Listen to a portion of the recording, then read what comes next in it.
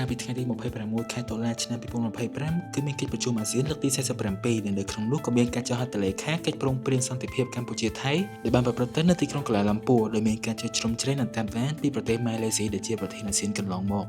ថ្ងៃនេះពួកយើងនឹងនាំមកស្វែងយល់ចំណុចខ្លះៗអំពីប្រទេសម៉ាឡេស៊ីម៉ាឡេស៊ីមានឈ្មោះជាផ្លូវការថារដ្ឋសហព័ន្ធម៉ាឡេស៊ីប្រទេសនេះមានរដ្ឋចំនួន13ដែលផ្ទៃដីបានបំបែកដោយសមុទ្រចិនខាងត្បូងជា2ដែលមួយមានឈ្មោះថាឧបទ្វីបម៉ាឡេស៊ីនិងមួយទៀតគឺម៉ាឡេស៊ីប៊ូណេអូ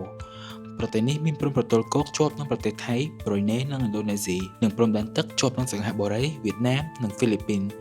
ប្រទេសម៉ាឡេស៊ីកាន់សាសនាអ៊ីស្លាមច្រើនមានចំនួន 63.5% ព្រះពុទ្ធ 18.7% សាសនាគ្រិស្ត 9.1% ដោយសារតែម៉ាឡេស៊ីស្ថិតនៅលើខ្សែអេក្វាទ័រទៅធ្វើឲ្យប្រទេសនេះមានភ្លៀងធ្លាក់ញឹកញាប់ហើយភ្នំដែលខ្ពស់ជាងគេនៅប្រទេសម៉ាឡេស៊ីគឺមានឈ្មោះថាគីណាបាឡូដែលមានកម្ពស់ 4095 ម៉ែត្រច្រកម៉ាឡាកាដែលស្ថិតនៅចន្លោះឧបទ្វីបម៉ាឡេនិងកោះស៊ូម៉ាត្រាជាច្រកសមុទ្រដ៏សំខាន់បំផុតរបស់ពិភពលោក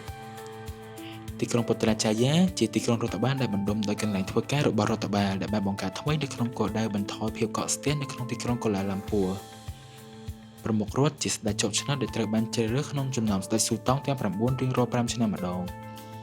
ម៉ាឡេស៊ីមានការរីកចម្រើនខ្លាំងផ្នែកសេដ្ឋកិច្ចនៅសតវត្សទី20ជាមួយផលិតផលក្នុងស្រុកសរុប GDP $13,000 សម្រាប់មនុស្សម្នាក់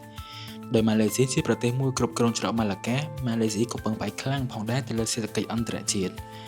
ម៉ាឡេស៊ីមានអគារខ្ពស់ជាងគេនៅលើពិភពលោកតាមរបាយការណ៍ Petronas Tower ជាអគារខ្ពស់ជាងគេចាប់ពីឆ្នាំ1998ដល់2004ដោយបើកការដ្ឋានសាងសង់នៅថ្ងៃទី1មិនិនាឆ្នាំ1993និងបញ្ចប់នៅថ្ងៃទី1ខែមិនិនាឆ្នាំ1996ដែលបើកសម្ពោធនៅថ្ងៃទី31ខែសីហាឆ្នាំ1999ទាំងអស់នេះសុទ្ធសឹងតែជាចំណុចខ្លាំងៗនៃប្រទេសម៉ាឡេស៊ីនាំមកជូនលោកអ្នកដោយទេសចរ Dreamworld សូមអរគុណ